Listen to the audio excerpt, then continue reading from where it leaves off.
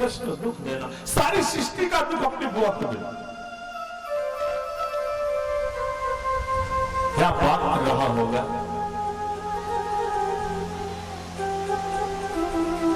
सुख तो भी तुम्हारे हैं, दुख तो भी तुम्हारे हैं, छोड़ू मैं किसे भगवान, दोनों ही तुम्हारे हैं।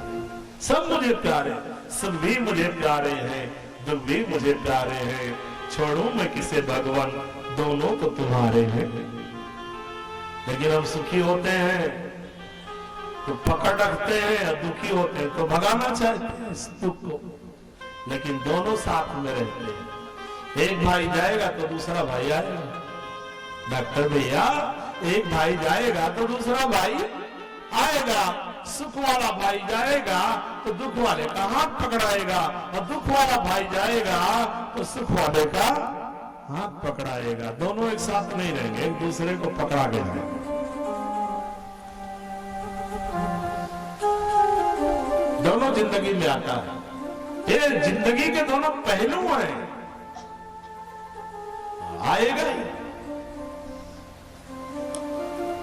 भगवान ने कहा मैं भगवान हूं, मांग लो बुआ, बोले दुख दो कष्ट। बुआ कहती है नमस्ते पुरुषम ताज्यम ईश्वरम प्रगटे परा आलक्षम सर्वभूता नाम अंतर्बाहे वस्थितम। आप अंदर भी हो बाहर भी हो, आप तो भगवान हैं। कृष्णाय वासुदेवाय देवकी नंदनाय च नंद गोप कुमाराय गोविंदाय नमो नमः। हे कृष्ण, हे कृष्ण, आप अपनी मां पर इतनी बड़ी कृपा नहीं किए जितनी अपनी बुआ पर कृपा की है। अपनी मां पर इतनी कृपा नहीं की। भगवान ने कहा मां पर कृपा कैसे नहीं किया? बोले देवकी के 6 बेटे को कंस ने मार दिया, आपने एक को भी जिंदा नहीं रखा। 6 मर गए, एक को भी नहीं जिलाए। अपनी बुआ के ऊपर इतनी कृपा किए कि 5 बेटे थे, 5 है, इतनी कम कृपा।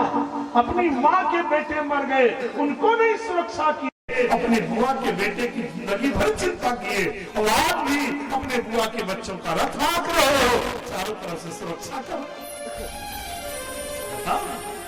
आपकी कितनी बड़ी कृपा है अपनी बुआ पर। कृष्णाय वासुदेवाय देवकी नंदनाय च नंद गोप कुमाराय गोविंदाय नमो नमः। कुंती ने स्तुति किया। अब बाद में भगवान हस्तिनापुर के सम्राट होने के नाते पर युधिष्ठिर आज बहुत दुखी थे, रो रहे थे। भगवान ने पूछा राज्य नहीं पाए थे तो कम दुखी थे, अब क्यों रो रहे हो? बोले कृष्ण, मेरे कारण ही तो परिवार में दुख आया। अगर राज की लालसा नहीं करता तो जवान नारियां विधवा नहीं होती, जवान नारियां विधवा नहीं होते तो बच्चे अनाथ नहीं होते। मैं युद्ध के मैदान में अपने खानदान के जवान लोगों को मार डाला, मेरे यहाँ की जवान नारियां विधवा हो गई, आज बच्चे अनाथ हो गए। रक्त से रंजित हस्तिनापुर का सम्राट बन के मैं क्या करूंगा बताओ कृष्ण। भगवान ने युधिष्ठिर को उपदेश दिया कि जो बीत जाती है ज्ञानी उसकी कभी याद नहीं करते। न भूत की चिंता करो, न भविष्य की चिंता करो। अगर सुखी रहना है धर्मराज भैया तो वर्तमान में जियो। आप लोगों को भी निवेदन कर रहा हूं, न भूत की चिंता करो, न भविष्य की चिंता करो। अगर सुखी रहना है तो वर्तमान में मजा ले लो, सुखी हो।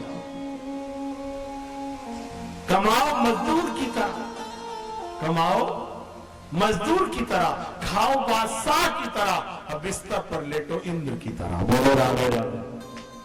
याद रखना, कमाना कैसे? मजदूर फेल हो जाए। खाना कैसे? बादशाह की तरह। 35 कलर का माल लेके बैठना, एला खान के ओला खान के ओला खान, खरखरेदार चटपटेदार कुरकुरेदार। खाओ बादशाह की तरह, अब बिस्तर पर लेटो राजकुमार इंद्र की तरह। कि मेरे मुकाबले सृष्टि में इंद्र ही नहीं, जैसा मैं मजा कर रहा हूं। मन की कल्पना है सिर्फ, मन की कल्पना है सिर्फ। सही बताओ है कि अभी 50,000 का तोला सोना है, 20 तोला किसी बहन को सोना ला करके बना के हार पहना दो, अब तुरंत कुछ सुखी हो? बोलेंगे लाभाडी में कोई सुखी नहीं जितना मैं सुखी, क्योंकि उनको पता है 10 लाख का माल है। अब कल शेयर मार्केट रात में गिर जाए, उसी सोने का रेट 1 रुपया तोला हो जाए, तब उन्हीं बहन से पूछो सुखी हो? पूरा का पूरा बर्बाद हो गया, 1 रुपया तोला हो गया। 10 लाख का खरीदे थे, 10 रुपये को। आज सोने का रेट महंगा है, तो माताएं गले में पहन करके सुखी बनती हैं। और कल कोयला अगर 50,000 तोला हो जाए, 1 रुपया तोला सोना हो जाए, सही से बताओ काला पहनो, ईमानदारी से बताओ, धीरे पूछा। आज 50,000 का तोला सोना है, पहन के खुश हो रही हो, और 1 रुपया तोला सोना हो जाए और काली चूल्हा वाला कोयला 50,000 तोला हो जाए, बने बताओ का पहनो। मुझे तो लगा थे कि सोना नहीं पहनो, बोला सड़क में फेंको, कोयला मन पहनो। हाँ, ये महंगा है में तो पहनो। हमारी कल्पना हमको सुखी दुखी बना रही, कल्पनाओं में हम जी।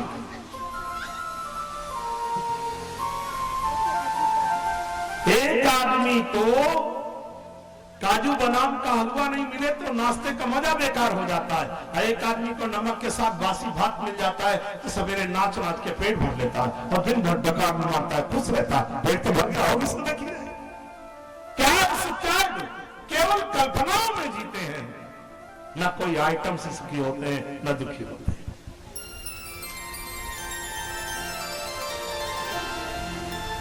भगवान सुध जी कहते हैं सोनक ऋषि, केवल कल्पना है सुख दुख, माफ करो।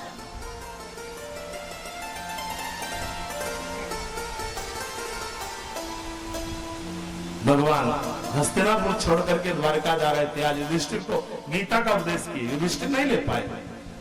जो अर्जुन को गीता समझाए थे वही युधिष्ठिर को समझाए, लेकिन अर्जुन ने कहा शिष्य तो हम साधे मानता हूं प्रपन्नम, मैं आपका शिष्य हूं, ले लिया गीता ज्ञान। और युधिष्ठिर को समझाने लगे तो बोले मैं तो बड़ा भैया हूं तुम्हारा, इसलिए नहीं ले पाए।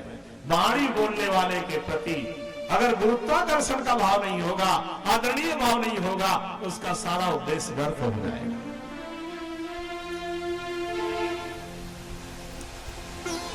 भगवान सोचे जो उपदेश मैं दे रहा हूं, ये उपदेश अगर भीष्म पितामह दे देते, 1000 बाण की सैया पर कुरुक्षेत्र में पड़े हैं, तो आदरणीय भाव है पांडव का ले लेते लोग। पांडव को लेकर के द्रौपदी को लेकर के कुरुक्षेत्र पहुंचे भगवान। 1000 बाण पर भीष्म पितामह पड़े हैं, देख रहे हैं कृष्ण आएंगे तो प्राण छोड़ूंगा, बिना दर्शन के प्राण नहीं छोड़ूंगा। भगवान ने कहा था अंतिम में जरूर आऊंगा। और भगवान 5 पांडव द्रौपदी को लेकर के भीष्म पितामह के पास बाण सैया पर मृत्यु सैया पर जब पहुंचे, प्रणाम किए, मैं वासुदेव नंदन कृष्ण आपको प्रणाम करता हूं। क्यों? क्योंकि बड़ों को प्रणाम करने से और बुजुर्गों बड़ों की सेवा करने से 4 आइटम मनुष्य का बिना मेहनत के बढ़ता है। क्या क्या सुनिए, अभिवादनशीलस्य नित्यं वृद्धोपसेविनम् चत्वारि तस्य वर्धन्ते आयुर्विद्या यशो बलम। जो अपने से श्रेष्ठों को प्रणाम करता है, जो अपने से श्रेष्ठों की सेवा करता है, उसके 4 आइटम रोज बढ़ते हैं, आयु, विद्या, यशो और बलम। बल बढ़ता है, यश मिलता है, आयु बढ़ती है और विद्वान हो जाता है। बोलो राधे राधे। जो एक आइटम सेवा का और प्रणाम का जान ले, उसके 4 आइटम बिना परिश्रम के बढ़ गए। अब आज सेवा नहीं है, प्रणाम नहीं है, इसलिए ना आयु बच रही है, ना विद्या बच रही है, ना यश बच रहा है, ना बल बच रहा है। कृष्ण भी भीष्म पितामह को साष्टांग प्रणाम कर रहे हैं। अजय से प्रणाम किए, भीष्म पितामह दादा, ये पांडव आपकी शरण में आए हैं, आपकी कृपा से विजयी हुए हैं, अपनी जिंदगी का कुछ अनुभव इन्हें समर्पित करिए। भीष्म पितामह ने कहा मुरली वाले, ट्रेनिंग टांग वाले बड़ा करामात दिए थे। भगवान ने कहा मैं क्या करामात कर रहा हूं? बोले 18 अक्षौणी सेना जुटी थी, अर्जुन का दिल दिमाग पंचर हो गया तो उपदेश दे करके गीता का तुमने ठीक कर दिया। अब आज मेरे पास इनको उपदेश दिलाने लाए हो, मैं मरने लायक हो गया हूं, मेरे प्राण अब तब है, मैं क्या उपदेश करूंगा? भगवान ने कहा चालू आप करो और पूरा मैं कर दूंगा।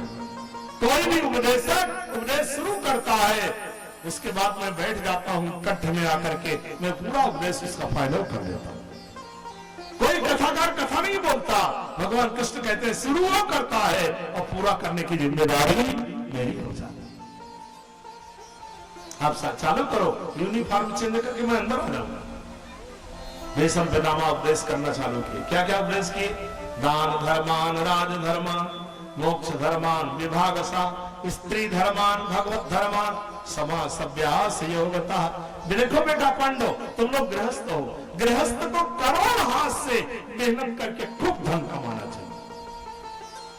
सुन लो, दुनिया में जितने गृहस्थ हैं खूब मेहनत करके करोड़ों हाथ से धन कमाना चाहिए। लेकिन बेटा पांडव, करोड़ों हाथ से धन कमाने के बाद लाखों हाथ से दान भी करना चाहिए, उपकार भी करना चाहिए।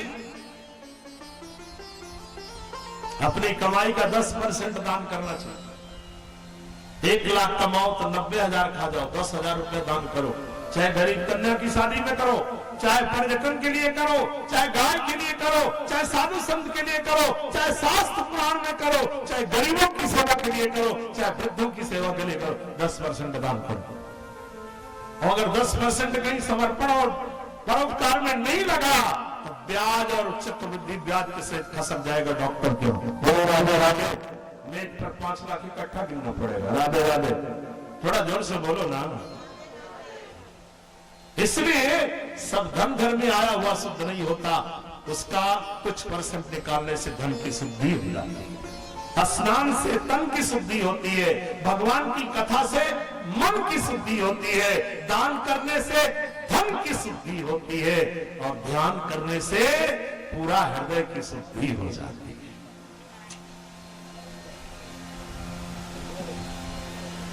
तो दान धर्म राजा को चाहिए, राजधर्म। कोई देश के राजा की बात नहीं, आप अपने घर के मुखिया हो ना तो आप घर के राजा हो, सियान हो घर के ना, आप घर के राजा हो।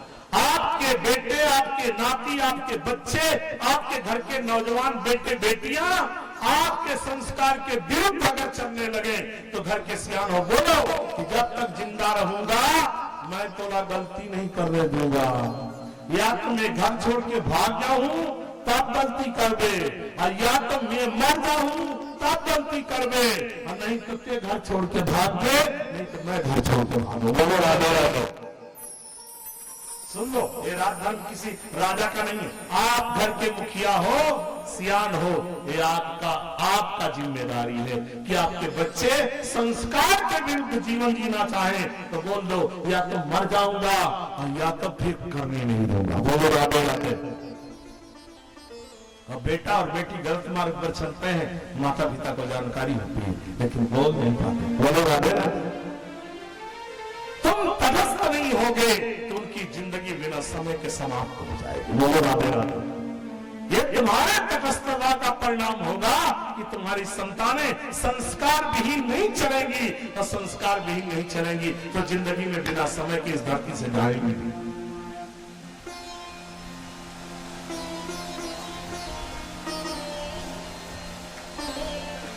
बोलना पड़ेगा, बड़ा जोर से बोलना पड़ेगा। आज मैं 15 मिनट और आगे बढ़ूंगा। अभी जला जला घर जाना है, जाओ, जाओगे तो घर नहीं पहुंचोगे ना। क्यों? मैं 3:15 बजे आया हूँ, 3 बजे आया हूँ, 3:30 बजे। कल से मैं उजाला रहते आपको छुट्टी दे दूंगा। बोलो राधे राधे। दोपहर तक रायपुर में कथा पूरी करके फिर यहाँ आया।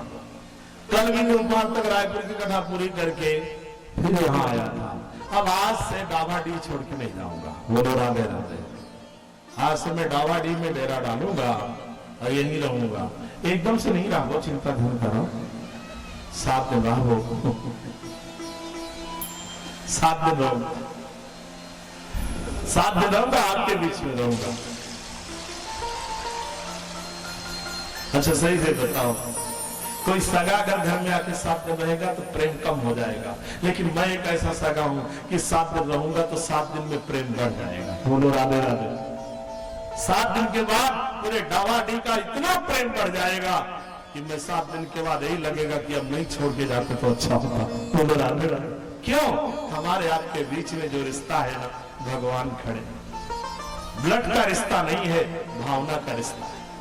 और रिश्तेदारी में 10-20 साल में खटास हो सकती है, पुराना रिश्ता होने के बाद प्रेम कम हो सकता है, लेकिन भगवान के नाते जो रिश्तेदारी बनती है, जितनी पुरानी होती है उतना ज्यादा प्रगाढ़ता फैलाती है। कभी मैं डाभा मंगल रोड में करेली डाभा में कथा किया था। यही हल्दी वाला परिवार वहां गया है मंगल रोड में, उनके यहाँ कथा किया था। पूरा परिवार उस समय संस्कारित हुआ था हल्दी वालों का। अभी भी हल्दी से सब हमारे सुपुत्र आए हुए।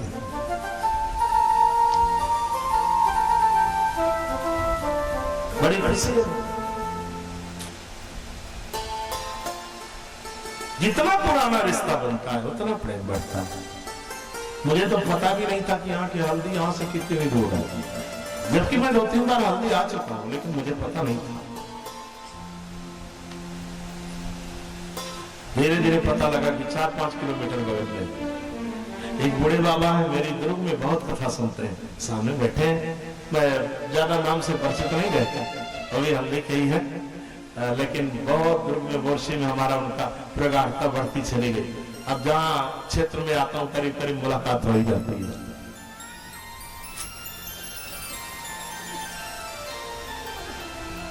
हमारे आपके बीच में तो भगवान खड़े हैं, ये भगवत नाते का संबंध है, रिश्ता है, भावना से जुड़ा। तो महाराज बड़ा सुंदर उपदेश दिए, राजधर्म। ये राजधर्म आपके घर पर लागू है। आपके बच्चे, आपके बेटे, आपकी बेटियां, नौजवान बच्चे संस्कार के विरुद्ध चलने लगे, आप टाइट हो जाएंगे। जिस दिन आपको पता लगे कि मेरा बच्चा संस्कार से विचलित हो रहा है, उसी दिन टाइट है। कभी भी उसको गलती करने का मौका ही नहीं लगेगा, क्योंकि माता पिता अगर टाइट हो गए ना तो वो कभी संस्कार से विचलित होएगा ही नहीं। जिम्मेदारी है, एक गार्जियन की जिम्मेदारी है।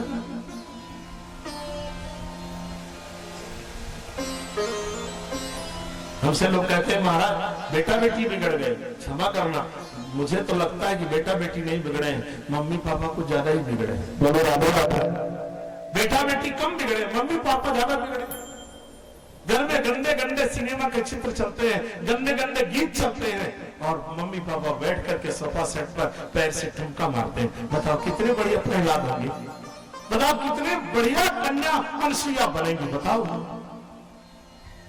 संस्कारों के विरुद्ध घर में कोई कार्य होने नहीं चाहिए। नहीं, हमारे आने वाली पीढ़ी कितनी संस्कारी होगी, कहां जाएगी।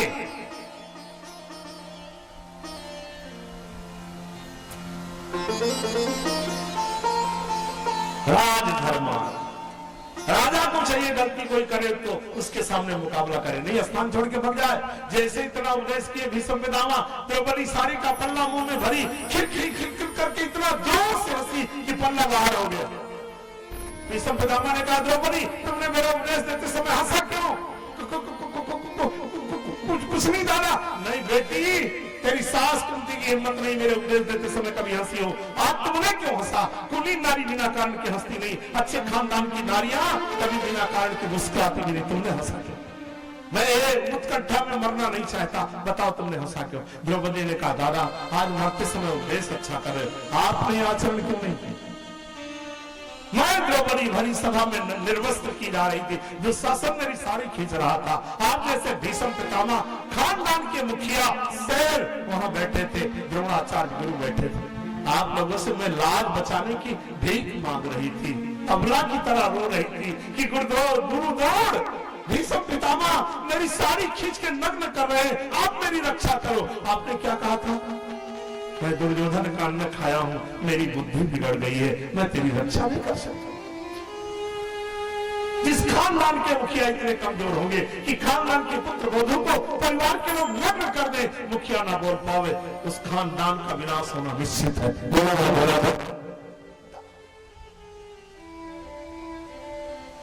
आपने आचरण क्यों नहीं? भीष्म पितामह रो रो के कहते हैं, द्रौपदी मुझे क्षमा कर दे पुत्र वधू, 40 दिन से मेरे शरीर में 1000 बाण लगे हैं, मेरा रक्त निकल गया, हड्डियों में प्राण रुके हैं, बेटी बहुत मुझे कष्ट मिल रहा है, मैं एक गलती किया, तेरे साथ अत्याचार हो रहा तो मैं रोक नहीं पाया। एक बात ध्यान रखना, गलत आदमी का अन्न कभी मत खाना, नहीं तो गलती का विरोध भी नहीं कर पाओगे। जो बनाने वाला व्यक्ति हो उसके भी संस्कार अच्छे होने चाहिए।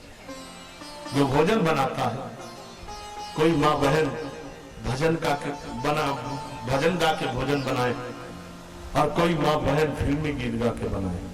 फिल्मी गीत गा करके भोजन बना के घर भर को खिलाए और पति को खिला के पूछे आज का भोजन कैसा है, तुरंत बोलेगा टेंशन में हो, सामने से हट जाओ नहीं चालू हो जाएगा, बोलो हाँ। और कोई माँ बहन बेटी भजन करके भोजन बनाए और घर भर को खिलाए, पति को खिला के पूछे आज के भोजन कैसे नहीं आवे, तुरंत बोलेगा डोगरगढ़ चलो, बोलो तुरंत याद भागो सुन बजाओ। भजन का इतना असर, भजन का असर भोजन पर आता है। अरे मैं बोल नहीं रहा हूं, अभी काली जाऊं तो बना के राम राम के खवा के देख लो, जैन जैन कथा में नहीं आवत है नहीं आई तब बताओ, बोलो राधे। लेकिन भजन करके भोजन बना और बना करके घर भर को खिलाना। काली खाएंगे और शाम को दोपहर में खाएंगे, शाम को सब कोई कथा में चले आएंगे, बोलो राधे। और किसी दिन फिल्मी गीत गा करके बना के देखना, सब झल्ला खवा, रोज मारपीट चली है, बोलो राधे। भजन का बड़ा असर है।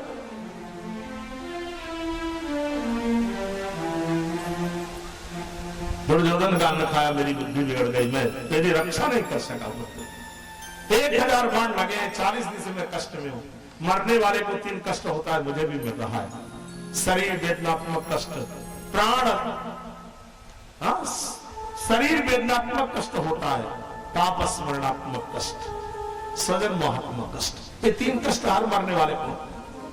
भयंकर वेदना होती है मरने वाले के शरीर में मरते समय। 60,000 बिच्छू डंक मारे इतना दर्द नहीं होगा जितना मरने वाले को मरते समय। इस वेदना से बचना चाहते हो तो जवानी में संयम का पालन करो। भाई बहन, अगर जवानी में संयम रखोगे तो मरते समय शरीर में कभी वेदना नहीं होगी। जवानी में जितना ज्यादा भोग, बुढ़ापे में उतना ज्यादा रोग, मरते समय उतना ज्यादा कष्ट, बोलो राधे। दूसरा कष्ट मिलता है पाप स्मरणात्मक कष्ट। मरते समय पाप याद आता है। दशरथ को पाप याद आया, श्रवण कुमार को मैंने शब्द वेदी बाण मारा था, मर गए तड़प तड़प करके। कभी घर के बूढ़े बुजुर्ग कोई मरने लगे, दादा लोग ना कहते हैं नाती को देखना चाहते हैं, बहू को देख, सबको जल्दी बुलाओ, आप फाड़े हैं बाबा। बाबा किसी को नहीं देखते, मरते समय अपने कर्मों की पट्टी आगे आती है, उसी को देखते। और तीसरा कष्ट सजन मोहात्मक कष्ट होता है। मैं मर रहा हूं, मेरे बच्चों का क्या होगा, मेरे परिवार का क्या होगा। अगर मरते समय एक कष्ट हो रहा है तो केवल शरणागति है, भगवान का भजन करना। मैं भी आपका हूं, ये बच्चे भी आपके हैं, आप इनकी जिम्मेदारी रखना, मैं कुछ नहीं कर सकता।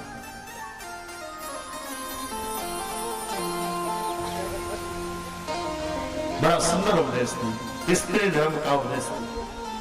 अब बाद में प्राण छोड़ते समय पितामह ने कहा कि मेरे जिंदगी में एक आपसे मांगे। भगवान ने कहा मांगो दादा, क्या चाहिए। भीष्म पितामह ने कहा मेरी एक बिटिया है, उसके पति बन जाओ। अर्जुन ने कहा ब्रह्मचारी थे तो बिटिया कहां से हो गई।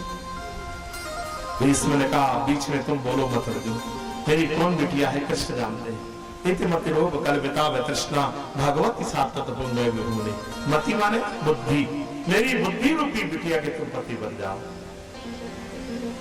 बुद्धि का पति कौन है, भगवान, और बुद्धि का पिता कौन है, गुरु। या तो 60 साल के बाद बुद्धि गुरु को दे दो, या तो 60 साल के बाद बुद्धि भगवान को दे दो। अब अगर बुद्धि भगवान को गुरु को 60 के बाद नहीं दिए तो घर वाले क्या बोलेंगे 60 के बाद, सठिया गए हुए दिन भर बड़बड़ बकाते। तब तुम्हारी बुद्धि का अपमान होना चालू हो जाएगा। 60 के बाद तुमसे कोई बुद्धि लेगा नहीं। पहले 60 के पहले लोग बुद्धि लेते हैं, 60 के बाद डोकरा डोकरी को बुद्धि देते हैं, लेना बंद कर देते हैं। इससे बढ़िया 60 के समय में या तो बुद्धि गुरु को दे दो या तो बुद्धि भगवान। बोलना पड़ेगा, थोड़ा जोर से बोलो। अब ज्यादा नहीं बोलूंगा, 2 मिनट में बंद कर रहा हूं, ठीक है। कल खूब टाइम से कथा चालू होगी और अधिक से अधिक संख्या में सब कोई पधारेंगे। भीष्म पितामह ने अपनी बुद्धि को कृष्णार्पण कर दिया। सबको कर देना चाहिए। असल में हम सबकी उम्र बहुत कम थी। जब ब्रह्मा ने सृष्टि किया तो 40 साल मनुष्य को बनाया, 40 साल गधा, 40 साल कुत्ता, 40 साल उल्लू। तो गधा कुत्ता उल्लू बोले 40 साल बना दिए हो जी के क्या करूंगा, बहुत दुख मिलेगा। तो ब्रह्मा ने कहा जरा ज्यादा चाहिए तो और उम्र निकाल के और दे दो। और मनुष्य ने कहा 40 में मैं क्या करूंगा, बहुत कम उम्र है, मेरी बढ़ाओ ना। तो ब्रह्मा ने गधे से पूछा तेरी कितना कर दूं? तो बोले 20 निकाल दो, 20 जीऊंगा बस। तो 20 निकाले। किसको चाहिए? मनखे ने कहा मोला चाहिए। तो 40 साल उम्र थी, 20 गधा की जुड़ गई। कैसा साल हो गया डॉक्टर? 40 20 60। 40 के बाद 20 किसकी जुड़ी है? हम गधा। उसके बाद कुत्ते से बोले 40 तेरी है, कितनी कम करूं? कुत्ते ने कहा 20 निकाल दो, 20 जीऊंगा बस। बासी खाता हूं तो मंडली ठठाती है कपाट बंद कर। 20 जीऊंगा, 20 किसको दूं? मनखे ने कहा मोला दे दो। 60 साल के बाद 20 किसकी जुड़ गई? कुत्ते की। 60 20 80। उल्लू से बोले तेरी कितनी कम करूं? बोले 20 निकालो। किसको चाहिए? मनखे ने कहा हमको चाहिए। 80 20 100। सही सही हमारी उम्र कैसा साल है? 40 साल। इसके बाद किसकी जुड़ी है? याद रखना गधे की। 40 साल तक कभी कभी पत्नी पति की बड़ी बड़ाई करती है, बहुत अच्छे हैं, बहुत अच्छे हैं। और 40 के बाद फिर बुराई करना चालू करती है। आजकल पता नहीं कैसे बदल गए हैं। अब पत्नी को पता नहीं है कि गधा के जुड़े हैं 40 के बाद, बदल ही नहीं। और सारा बोझ 40 के बाद ही लगता है। 40 तक पत्नी कहती है ज्यादा कमाने की जरूरत नहीं है, थोड़ा कमाओ मस्त रहो। और 40 के बाद एला पढ़ाना है, तो बिहाव करना है, सारा गधा का बोझ 40 के बाद लग जाता है। 40 20 60 तक गधा का बोझ। और 60 के बाद रिटायरमेंट हो गए तो घर वापस आ गए। और घर वाले कुर्सी निकाल के गेट के सामने दे दी, नीचे बैठो बा, रिटायर होके आए। गेट में बैठ के काला करते। 60 के बाद किसकी जुड़ी है? कुत्ते की, है ना। कुत्ता क्या काम करता है? भूखता है। 60 के बाद रिटायरमेंट होने के बाद क्या करते हैं? घर वाले कहते हैं बने रही से ड्यूटी में रही से, जब से आए हैं कान झांझर कर दीजिए, ऐसे नहीं चिल्लावा। अब वो 60 के बाद किसकी जुड़ गई? 20 साल तक कुत्ते की जुड़ी। 60 20 80। और 80 के बाद किसकी जुड़ी है? उल्लू की। आंख से दिखे नहीं, चाय भर के आती है बहू, दूध डाले है, ये छान दूध के तो दिखत नहीं है तुम्हें, खा पीना बाबा। उल्लू राधे राधे। उल्लू की दुर्दशा बड़ा कष्ट है। अब अगर भजन रहा तो न गधे की उम्र का असर होगा, न कुत्ते की उम्र का असर होगा, न उल्लू की। 100 साल तक मनुष्य मानवता में ही जिएगा। ये भजन का प्रभाव। भजनानंदी की बुद्धि कभी विकृत नहीं होती, बिगड़ती नहीं।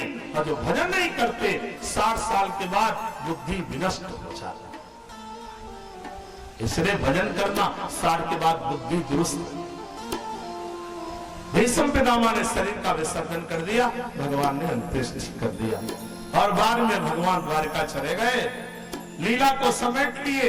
अर्जुन वापस आए, भिल्लनी बन के भगवान ने अर्जुन को लूट लिया। तेज खत्म हो गया अर्जुन का, और परीक्षित का जन्म हो गया। बोलो परीक्षित महाराज की। परीक्षित और सुखदेव का मिलन की कथा और प्रश्नोत्तर में कल से चालू करूंगा। परीक्षित ने प्रश्न किया था जल्दी मरने वालों की मुक्ति का क्या उपाय है? तो जल्दी मरने वाले नहीं, वालों माने पूरे विश्व के लिए पूछा था। सब बोला जल्दी है, सर्दी जुकाम हो जाए जल्दी है, बीपी बढ़ जाए जल्दी है, शुगर बढ़ जाए जल्दी है, सिर में दर्द हो जाए जल्दी है, 60 के हो गए जल्दी है। बोलो राधे राधे। सबको जल्दी है। सुबह का बचपन हंसते देखा, दोपहर की मस्त जवानी, शाम बुढ़ापा ढलते देखा, रात तो खत्म कहानी सियावर रामचंद्र की।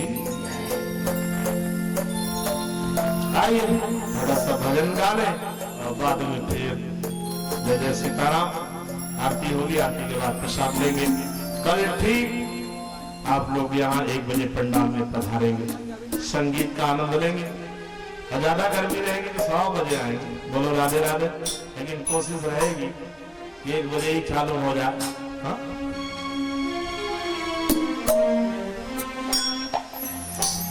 वृंदावन बिहारी लाल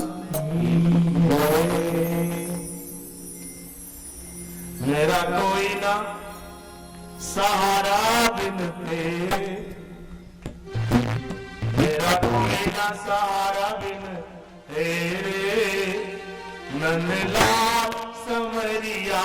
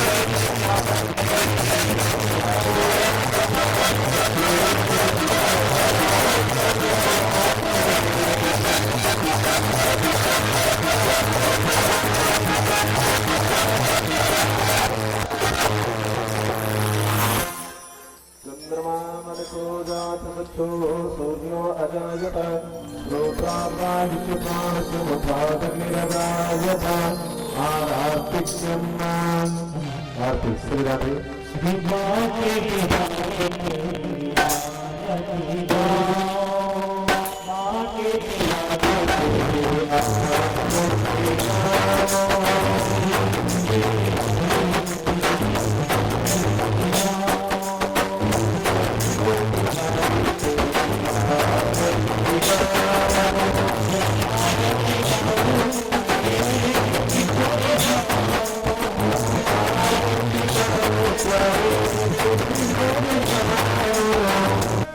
सबसे बड़ा धर्म क्या है? सत्य समाना। सबसे बड़ा धर्म है सत्य बोलना, और झूठ बोलना सबसे बड़ा। बोलो तब हम काबर झूठ बोलते हैं, निर्णय करते हैं। जब सबसे बड़ा धर्म है सत्य बोलना, तो फिर झूठ क्यों बोलते हो? कबड्डी वाले तो नहीं बोलत वही ना, ना नहीं बोलत। मैं जानता हूं तो मैं नहीं बोला।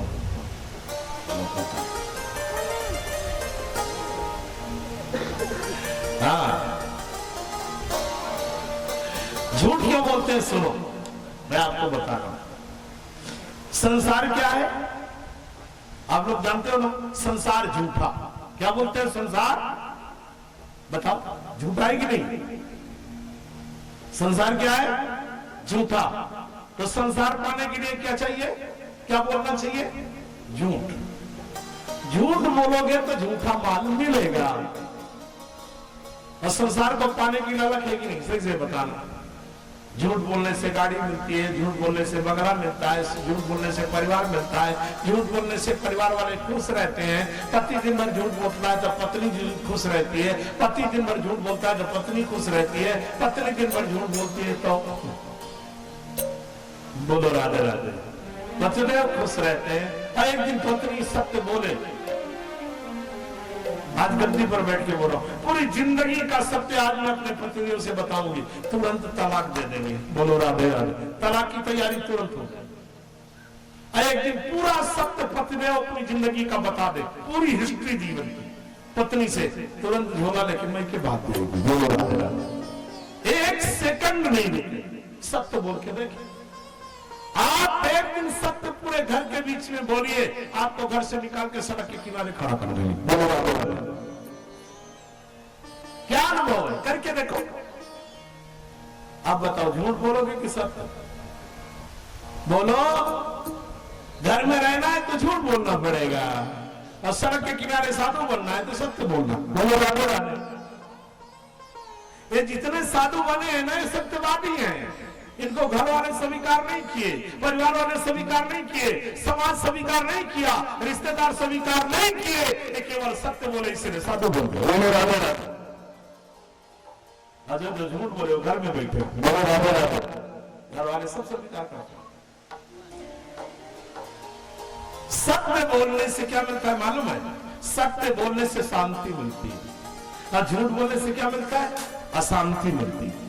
आप लोग अशांति में हो कि शांति में? सही से बताना। घर में रहते हो तो शांति में रहते हो कि अशांति में? ईमानदारी से बताना, जोर से मत बोलना, अंदर से सोचना। घर में शांति में रहते हो कि अशांति में? बोलू जान, मन मन में उत्तर लेहू। अगर घर में अशांति में रहते हो, इसका मतलब झूठी जिंदगी चल रही है। और अगर जीवन में शांति में हो तो समझो सत्य की जिंदगी चल रही है। अब रही मुश्किल पड़ी, गाढ़े दो काम, सांचे से तो जग नहीं, झूठे मिले न राम। तो राम चाहिए कि संसार? दो में एक के मिलेगा, चाहे राम ले लो चाहे संसार। संसार मिलेगा तो राम नहीं, और राम मिलेंगे तो संसार नहीं, दोनों नहीं मिलेगा। अब आपको क्या चाहिए? दोनों चाहिए ना। बोलो राधे राधे। राम थोड़ा थोड़ा चाहिए और संसार ज्यादा ज्यादा चाहिए।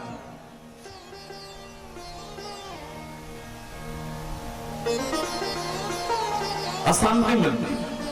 और जीवन में अशांति भरी है, इसका रहस्य ये कि हम झूठी जिंदगी जी रहे हैं।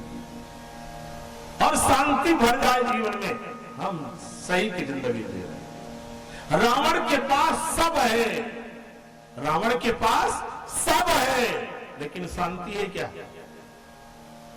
सोने की लंका, मंदोदरी जैसी रानी, परम सुंदरी, नाग कन्याएं कब्जे में, देव कन्याएं कब्जे में, शंकर भगवान कब्जे में, वरुण देव पानी भरते, वायुदेव झाड़ू लगाते, अग्निदेव किचन में दाल भात बनाते, रावण के यहां। लेकिन रावण की जिंदगी में शांति नहीं है, और राम के पास कुछ नहीं है। अयोध्या का राज्य छूट गया, परिवार छूट गया, वन चले गए, कंदमूल फल खाए, जमीन में सोए कुसा बिछा के, और पत्थर का तकिया लगा के सोए, कंदमूल फल खाए, बेर की गुठली चबाए, लेकिन साथ में शांति है।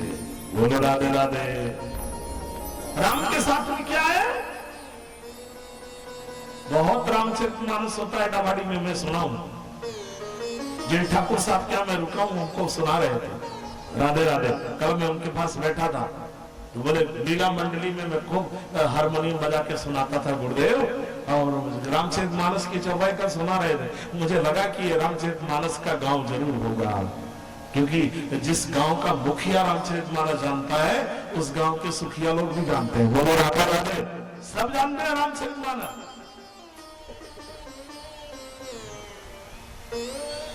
तो राम के पास कुछ नहीं है। क्या है राम के पास? राम के पास शांति है। और रावण के पास सब कुछ है, लेकिन अशांति है। तो रावण ने शांति किससे चुराया? आप लोग उत्तर देना। रावण ने शांति की चोरी किससे किया? राम से किया। सीता कौन है? शांति है। और रावण ने किसकी चोरी किया? सीता की। शांति चुराया। शांति चुराने से मिलती है क्या? नहीं मिलती ना। कितने लोग शांति चुराना चाहते हैं, कितने लोग अशांत रहते हैं, किसी की शांति देख करके दुखी होकर चुराना चाहते हैं। बोलो राधे राधे। रावण का स्वभाव रहा कि राम से शांति चुराया, राम से शांति छीना, चोरी किया, लेकिन फिर भी शांति पाया क्या? शांति नहीं पाया, बदले में मौत पाया। बोलो राधे राधे। शांति की चोरी करने वाले मृत्यु के मार्ग में चले जाते हैं, उनको शांति नहीं मिलती।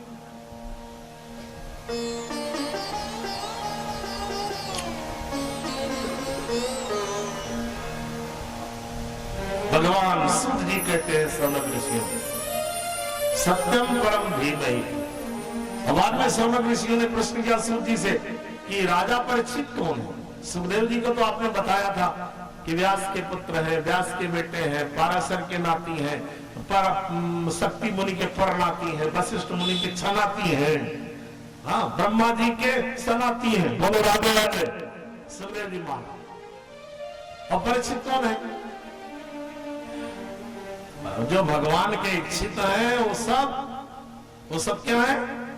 परीक्षित। आप जितने बैठे हैं कौन है? बोलो ना। सब परीक्षित। तो घबराना मत कि 7 दिन बाद सांप आएगा। बोलो राधे राधे। घबराना मत। क्यों? 7 दिन बाद परीक्षित को सांप आया, हम लोगों को तो 7 मिनट बाद आ सकता है। बोलो राधे राधे। परीक्षित तो महान थे कि 7 दिन बाद आया, फिक्स था टाइम कि जब मरूंगा तो 7 दिन के बाद। हमारे मन के तो बिल्कुल फिक्स नहीं है, अभी मरबो कि 7 मिनट बाद, कि 7 घंटा बाद, कि 7 महीना बाद, क्या पता। बोलो राधे राधे। हमारा तो कोई पता नहीं। परीक्षित का तो फिक्स था कि जब मरेंगे तो 7 दिन के बाद ही मरेंगे, 7 दिन के पहले नहीं मरेंगे। हम लोग तो कभी कह ही नहीं सकते कि जब मरेंगे 7 दिन बाद मरेंगे, हो सकता है 7 दिन के अंदर ही मरेंगे। बोलो राधे राधे। 8वां दिन तो आएगा नहीं। हाँ, शुभ शनिचर, इतवार, सोमवार, मंगलवार, बुधवार, गुरुवार, शुक्रवार, 8वां दिन तो आएगा नहीं। वार माने तलवार, हमला होगा।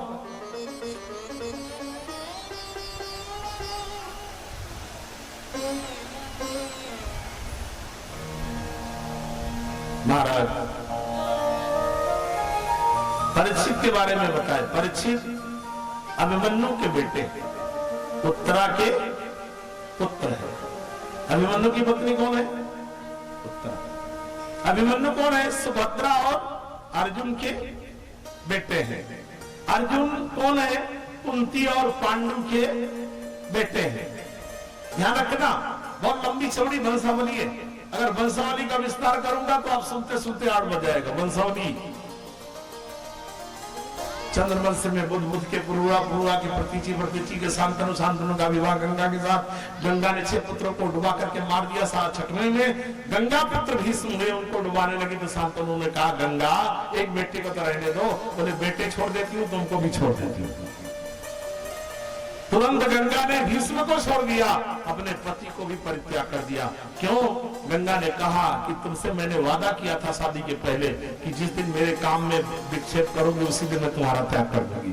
तो 5 बेटे को डुबाई, आपने विक्षेप नहीं किया। और 6वें को जब डुबाने लगी तो आपने रोका। इसलिए आज से तुमको भी छोड़ दे रही हूँ, तुम्हारे बेटे को भी। ये 6वां बेटा कौन हुआ? गांगेय भीष्म। शांतनु ने दूसरा विवाह गंगा के त्यागने पर किया, केवट की कन्या सत्यवती के साथ। सत्यवती और शांतनु के द्वारा 3 पुत्र हुए।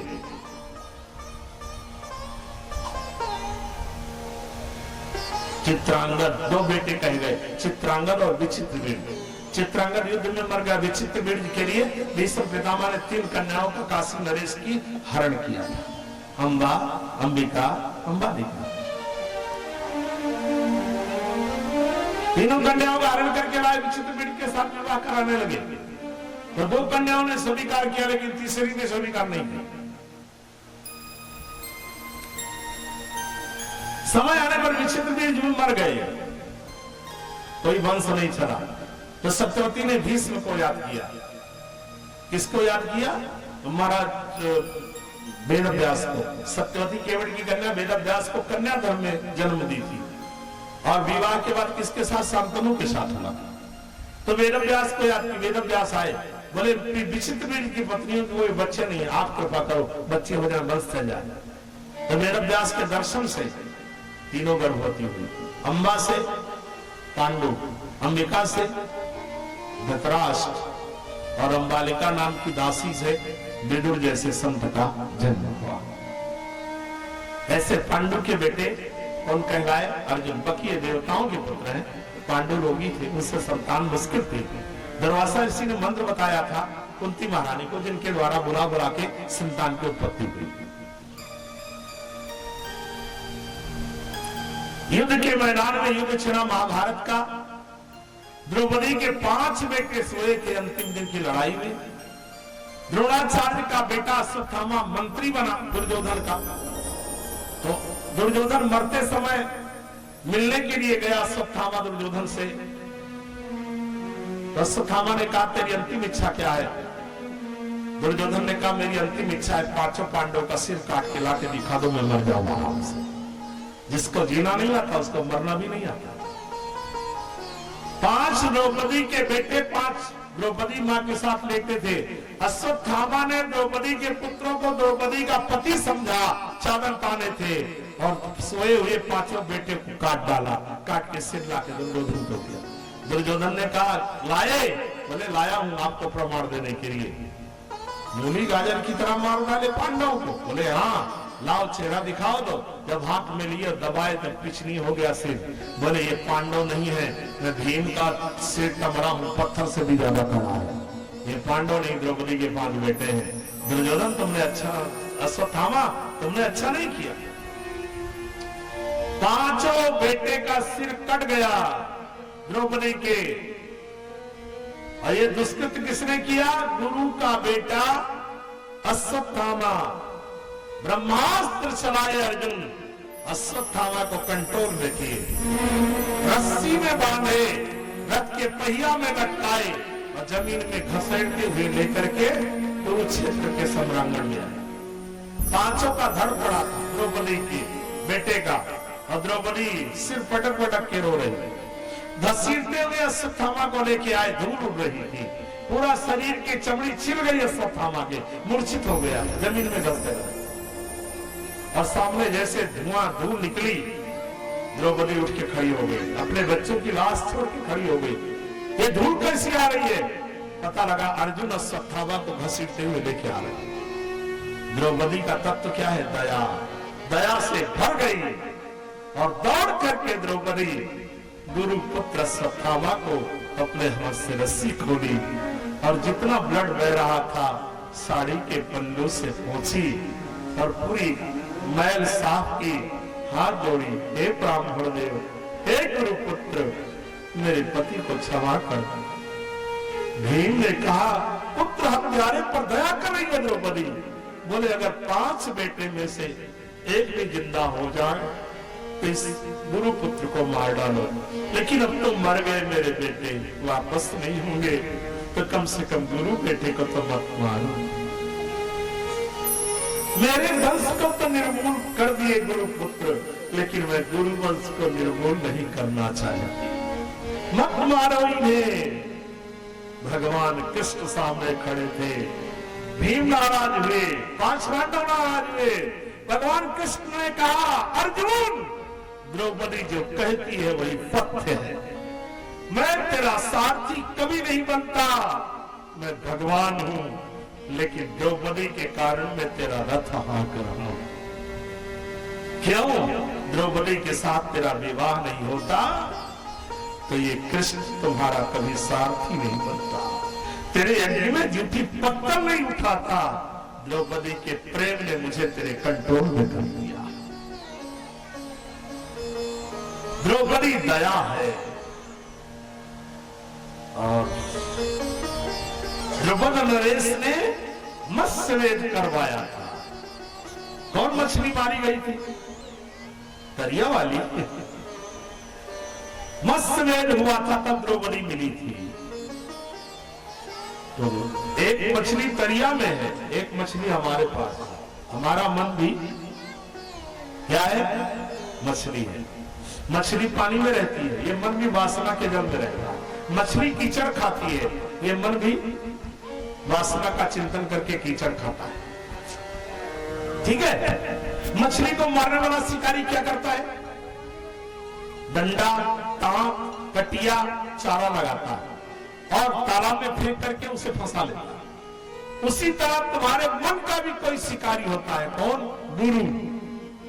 ज्ञान का डंडा, वैराग्य की ताक, प्रेम की कटिया और कृष्ण नाम का चारा लगा करके डाभाडी के तरिया में फेंकता है।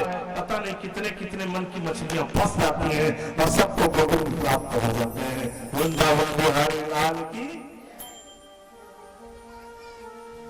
आज कितनी मछली फंसी होंगी? कल तो 200, 150, 250 फंसे थे। आज तो 200, 250 फंसे, 200 ही फंसे। हाँ, ये जितने भी जिनका मन गोविंद में फंसेगा मैं खींच करके चरणों में समर्पित कर दूं। मन भी मछली है। गुरु के तन की चिंता शिष्य को करनी चाहिए और शिष्य के मन की चिंता किसको करनी चाहिए? आदरा गुरु शिष्य को करनी चाहिए। गुरु के तन की चिंता शिष्य को करनी चाहिए कि गुरु महाराज का तन ठीक रहे, और शिष्य के मन की चिंता गुरु महाराज को करनी चाहिए कि मेरे बेटे का मन ठीक रहेगा तो मनमोहन इसे सभी काम कर लेंगे। मन की चिंता गुरु करता है, गुरु के तन की चिंता शिष्य करता है। क्यों? गुरु को अपने तन से कोई आसक्ति नहीं, तो उसकी चिंता शिष्य को करना चाहिए कि गुरुदेव का तन नहीं रहेगा तो मेरा मन संवारेगा कौन? मेरे मन का मंगल करेगा।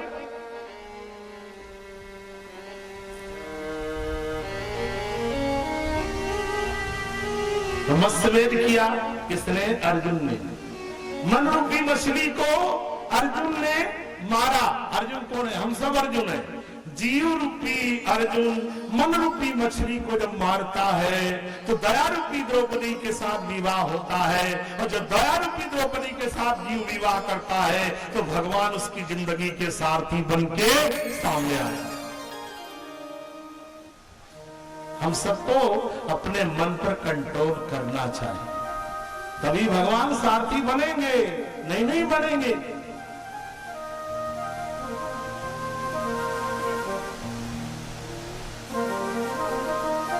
जैसे मछली मारने वाला शिकारी तालाब में शिकार करता है, ऐसे मैं डाबाडी में शिकार कर रहा हूं। बोलो राधे राधे।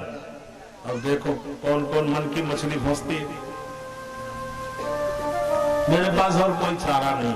प्रेम का एक कटिया है, कृष्ण नाम का चारा है, वैराग्य की ताक है, और ज्ञान का डंडा है। बोलो राधे राधे। ज्ञान का डंडा है, और ज्ञान के द्वारा मैं डंडा से आपकी पिटाई कर रहा हूं। बोलो राधे राधे। ज्ञान का डंडा, वैराग्य की ताक, प्रेम का कटिया, कृष्ण नाम का चारा, और डाभाडी के मैदान में फेंका। देखो इस चारा को कौन लेता है? हमें उम्मीद है कि लेंगे।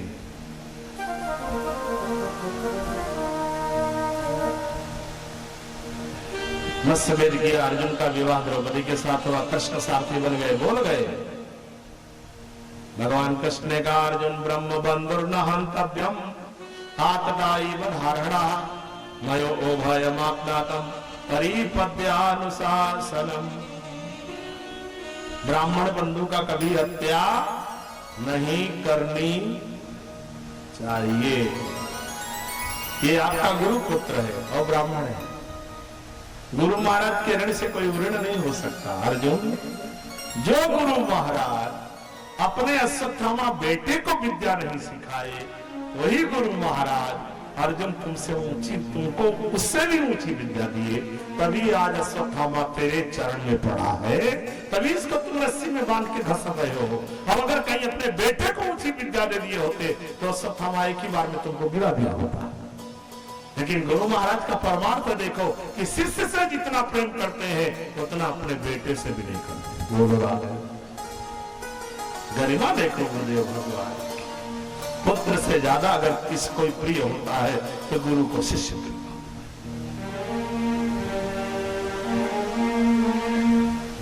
गुरु महाराज के ऋण से कभी ऋण नहीं हो सकते अर्जुन। इसलिए कहना मान, गुरु पुत्र को द्रौपदी कहती है छोड़ दो, इसका अपमान भले कर दे, सम्मान मत दे इसे, गलती किया है इसने। अर्जुन ने मस्तक की ब्रह्म तेज की मणि काट करके निकाल लिया और पैर से ठोकर मार के अपमान करके बाहर कर दिया। अश्वत्थामा ने कहा, इतना सम्मान मिलता था, आज मेरी गलती के कारण इतना अपमान, इससे बढ़िया मैं मर जाता। मैं जी के अब क्या करूंगा, अपमान हो गया तो, लेकिन मेरा अपमान किया है अर्जुन को मैं बदला लेके रहूंगा। अश्वत्थामा ने ब्रह्मास्त्र का प्रयोग किया। मैं पांडव के वंश में एक भी वंश नहीं रहने दूंगा।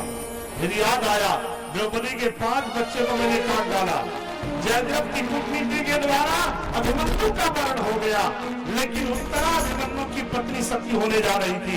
कृष्ण ने चिता में उसे सती नहीं होने दिया कि तेरे गर्भ में वंश छिपा, तो मैं उसी गर्भ को नष्ट कर दूंगा तो पांडव का वंश खत्म हो जाएगा। ब्रह्मास्त्र चलाया और उत्तरा के गर्भ में आकर के ब्रह्मास्त्र घुसा, परीक्षित राजा गर्भ में थे 49 टुकड़े, और जब टुकड़े टुकड़े हो गए तो कृष्ण द्वारिका की ओर चले थे। रथ पर पैर रखे थे, पावदान पर, एक हाथ रथ के ऊपर रखे थे। रथ पर चढ़ के द्वारिका की ओर जाने वाले थे। पांडव जीत गए हैं, विजयी हो गए, खुश होके जा रहे हैं। और उसी समय कोई सफेद पल्ला साड़ी पहन करके वैधव्य के रूप में कोई स्त्री दौड़ी आ रही है। पाहि पाहि महायोगिन देव देव जगतपते नान्यम तद भयम पश्यै यत्र मृत्यु परस्परम। हे कृष्ण, हे गोपाल, मैं मर जाऊं, मेरे पति मर गए, मैं सती होने जा रही थी, आपने मना कर दिया, मैं मर जाऊं, लेकिन मेरे गर्भ के बच्चे को बचा लो। मेरे गर्भ में ब्रह्मास्त्र घुस गया है। उत्तरा कहती है, मेरे गर्भ का 49 टुकड़ा हो गया है। हे कृष्ण, मैं जल रही हूँ, ठीक है मैं मर जाऊं, जल जाऊं, लेकिन मेरे गर्भ के बच्चे को बचा लोगे ना गोपाल? तो तुम्हारा भजन करने वाला ये बच्चा वंश में बच गया तो आपका जीवन भर भजन करेगा। बचाओ। मुझे लगता है बच नहीं पाएगा, और गर्भ का बालक मर गया तो मैं जी के क्या करूंगी? क्योंकि पति तो रहा नहीं, बेटे की आशा में जी रही थी, आज गर्भ का बच्चा भी मर रहा है, मैं जी क्या करूंगी। भगवान ने कहा उत्तरा चिंता मत कर, इस वंश को बनाने की कोशिश मेरी है, संकल्प मेरा है कि पांडवों का वंश नहीं मिटेगा तो नहीं मिटेगा। प्रभु टुकड़ा हो गया गर्भ में, अब क्या होगा। भगवान ने कहा उत्तरा मेरे बेटे के रूप में निहार। उत्तरा ने कृष्ण को बेटे के रूप में निहारा, भगवान उत्तरा के गर्भ में समा गए। और जैसे उत्तरा के गर्भ में समाये, आंख खोल के देखे तो परीक्षित के जितने टुकड़े थे सब सेट हो गए। परीक्षित देख करके भगवान तो हंसने लगे, गर्भ में दर्शन हो गया प्रभु का। उत्तरा का गर्भ कितना ऊंचा रहा होगा कि कौशल्या के गर्भ से भी ऊंचा उत्तरा का गर्भ था, देवकी के गर्भ से भी ऊंचा उत्तरा का गर्भ था, क्योंकि देवकी के गर्भ में केवल कृष्ण अकेले आए, कौशल्या के गर्भ में केवल राम अकेले आए, उत्तरा के गर्भ में दो आए, भक्त और भगवान दोनों एक साथ आए। परीक्षित राजा भक्त है और श्री कृष्ण भगवान है, दोनों एक साथ गर्भ में समाये। इसलिए उत्तरा के गर्भ को प्रणाम किया शास्त्रों ने, ऋषियों ने, संतों ने कि गर्भ बड़ा महान है, भक्त और भगवान दोनों गर्भ में समाये।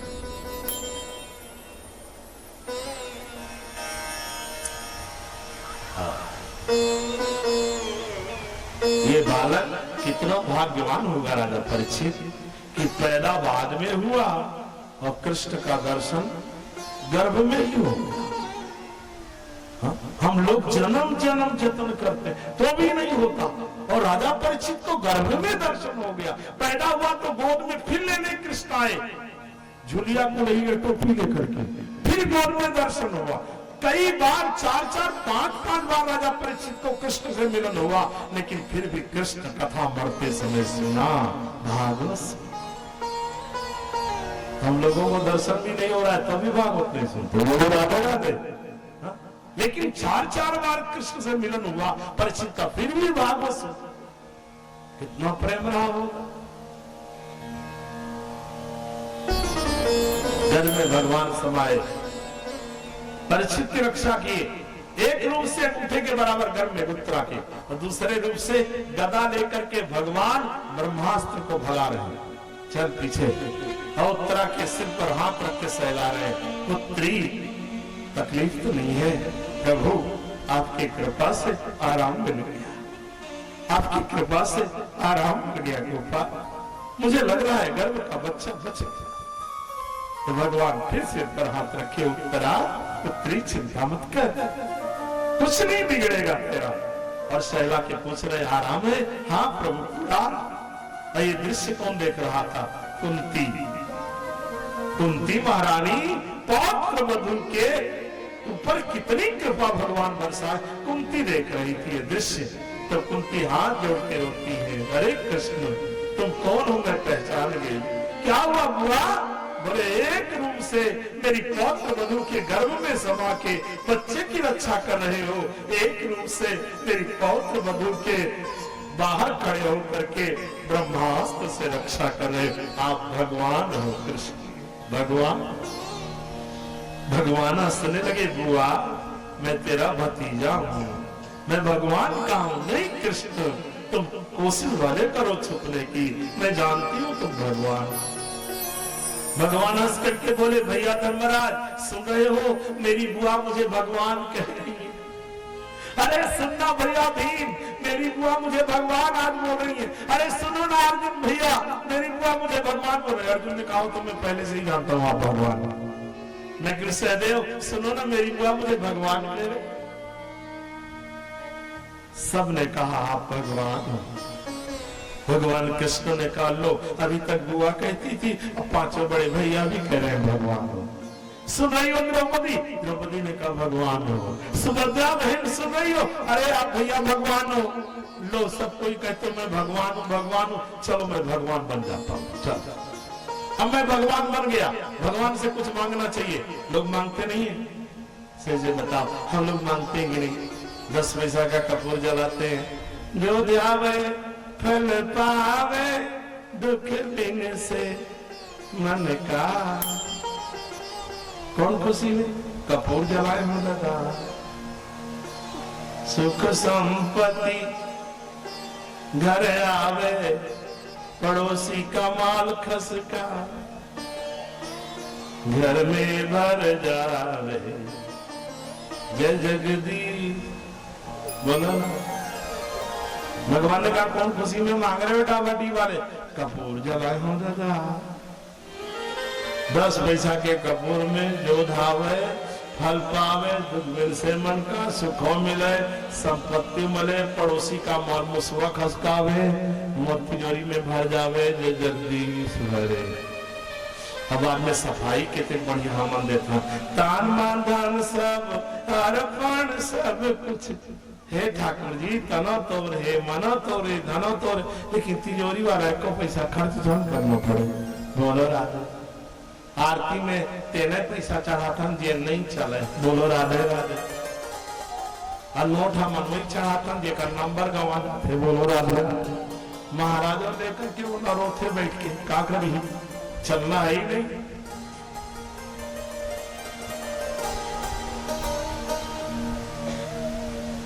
भगवान ने कहा भगवान में मांगो ना मुझसे, क्या चाहिए आपको, मैं देने को तैयार हूं। भैया धर्मराज आप मांग लो। युधिष्ठिर ने कहा कुछ नहीं चाहिए कृष्ण, आपका प्रेम काफी है। एक बात बता दूं आपको, भगवान से कभी मांगना मत अगर भलाई चाहे। हम लोग मांगते नहीं, मंदिर गए घंटा बजाए बने वो लेकर पास करूं भगवान को। बोलो राधे राधे।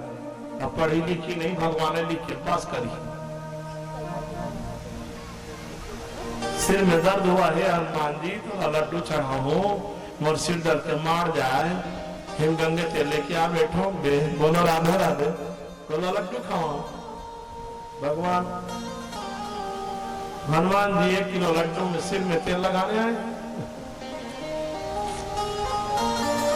ऐसी गलती कभी नहीं करना चाहिए भक्ति मार्ग में।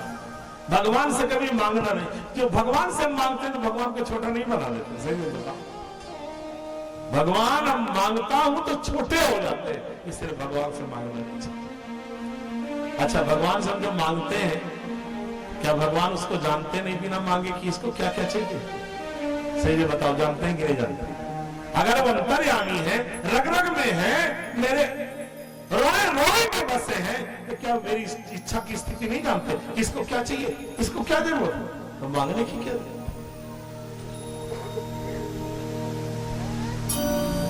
हम भगवान से मांगते हैं तो भगवान छोटे हो जाते, मांगने से प्रेम खत्म हो जाता है। पड़ोसी से 3 दिन माचिस मांगना, पड़ोसी से 3 दिन माचिस मांगना, चौथे दिन बोलेगा खरीद नहीं सकता, रोज मांग रहा था, प्रेम खत्म हो गया। मतलब 50 पैसा का आइटम मांग रहे हो तो प्रेम खत्म हो गया, और भगवान से रोज मांगते तो प्रेम रहेगा। भगवान से ही कहा करो आपको जो अच्छा लगे वही देना, मेरी इच्छा से मत देना, आपको जो अच्छा लगे जिसमें मेरा हित हो वही करना मेरे बिहारी, उसके अलावा कुछ मत करना। मेरी तो आदत है मांगने की, लेकिन आप तो कृपालु हो, आप तो जानते हो मेरा किसमें हित है।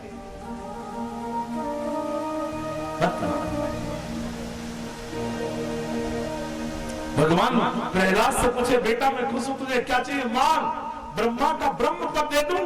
ब्रह्मा ने कहा मेरी गद्दी गई। इतने खुश हो गए कि मेरा गद्दी देने को तैयार। शंकर जी का चाहिए शिवलोक दे दूं तुमको। शंकर जी ने कहा मेरे को कोई फर्क नहीं जाता, देना हो तो दे दो, दे दोगे तो मैं शिवलोक छोड़ करके मसान में मैं तो रहता ही, फर्क क्या जाता, मैं मसान में जाके बैठ जाऊंगा। बाकी बेटा शिवलोक चाहिए शंकर जी बना दूं, या बेटा इंद्र स्वर्ग लोक चाहिए स्वर्ग का राजा इंद्र बना दो। इंद्र कांप करके खड़ा हो गया, मेरी गद्दी का नट बोलता ऐसे ही ढीला, जो भी तपस्या करे मेरी सीढ़ियों पर लगा देते। हे भगवान मेरी गद्दी मत देना, मेरी गद्दी चाहिए तुझे, वैकुंठ का विष्णु बना दो। प्रहलाद ने कहा कुछ नहीं चाहिए, अगर देना हो तो बस इतना वरदान दे दो, मेरे मन में आपसे जीवन में कुछ मांगने की इच्छा ही ना हो, और कुछ नहीं चाहिए। गले से लगा लिए, बेटा ऐसा क्यों? प्रहलाद ने कहा ऐसा इसलिए कि इच्छा ही तो दुख का कारण है, हम जितना इच्छा करते हैं उतना हम दुख प्राप्त करते हैं। बोलो राधे। एक इच्छा पूरी नहीं होती, दूसरी पहले से तैयार रहती है, इसलिए इच्छाओं पर फुल स्टॉप लगाओगे तो सुखी बनोगे, और जितनी इच्छा बढ़ाते जाओगे उतना दुखी होते चले जाओगे। प्रहलाद ने बाल्यकाल में ही मान लिया कि मेरे अंदर इच्छा ही ना जागे आपसे कुछ मांगने की, बस इतना वरदान।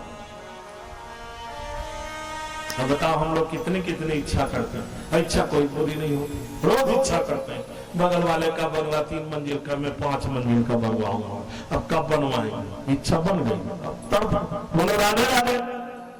हाँ, ये इच्छा करो कि हम उससे ज्यादा सुखी हैं, भले सड़क के किनारे सोते हैं फिर भी हम सुखी हैं, मनोराने लगे। कोई इच्छा ही रूप का पार।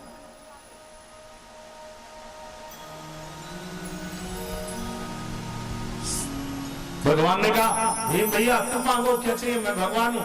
भीम ने कहा क्या मांगू गोपाल, पूरा परिवार जितना खाता है उससे ज्यादा तो मैं खाता हूँ, ऐसे ही बदनाम हूँ, भीम से बहुत खाते हैं, आपसे क्या मांगू।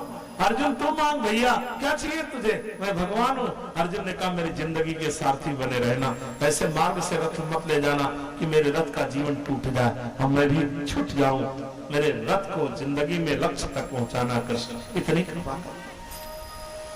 लेकिन सूर्य ने कहा सेवा चाहिए, कुछ नहीं चाहिए। द्रौपदी तुझे क्या चाहिए मांग। द्रौपदी ने कहा मुझे सखी कहते हो, वे आपको सखा कहते हैं, प्रेम मजबूत हो जाए इतनी कृपा करो। सुभद्रा बहन तुझे क्या चाहिए, बोले प्राण प्रयाण समय कफ बात बित्ते कंठावरोधन विरो स्मरणम तपस्ते।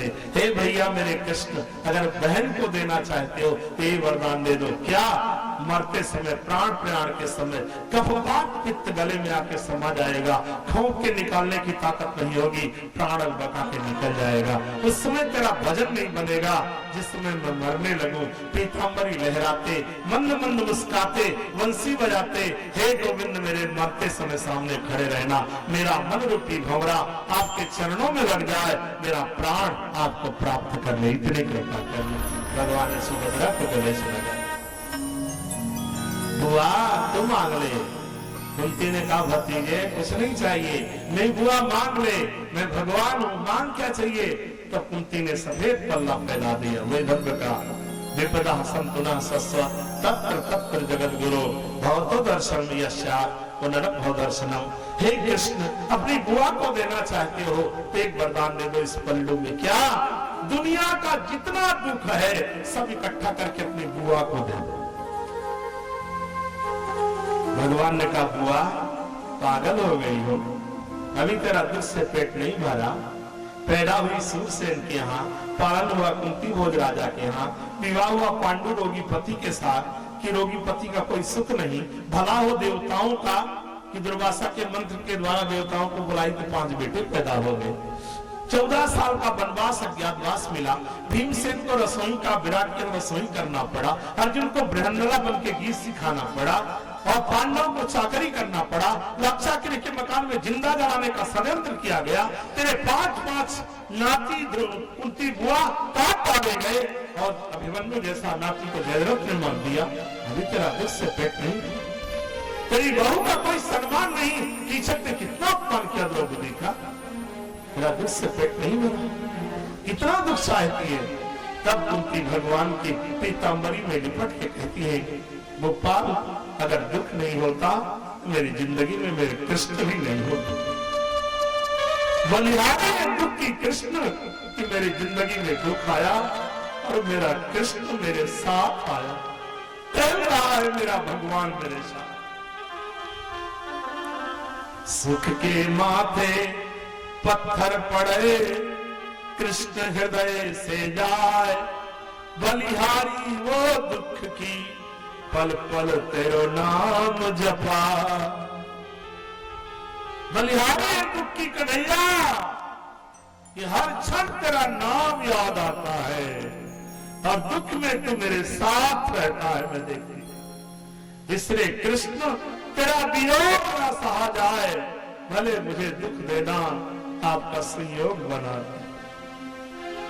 भैया दुख गहरा होता है, सुख छिछला होता है। कभी दुखी आदमी के पास बैठना ना तो तुम्हें जिंदगी जीने का ढंग मिलेगा और सुखी आदमी